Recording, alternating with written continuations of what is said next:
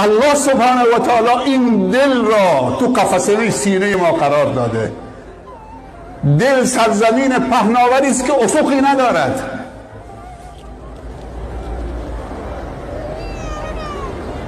کی این دل را تو قفسه سینه ما و شما قرار داد؟ الله. قفسه سینه ما و شما قرار داد الله. پس به خودش اجازه بده تا باغبان دلهای تو هم باشد. اگر الله این دل، این سرزمین پهناور رو داده،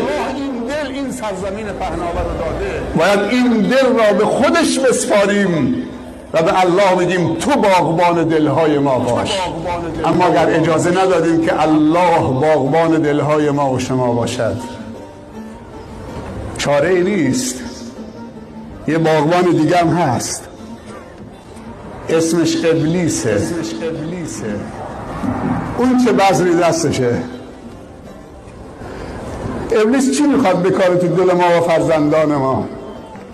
بذر کینه و نفاق، پلشتی، حسادت، تکبر.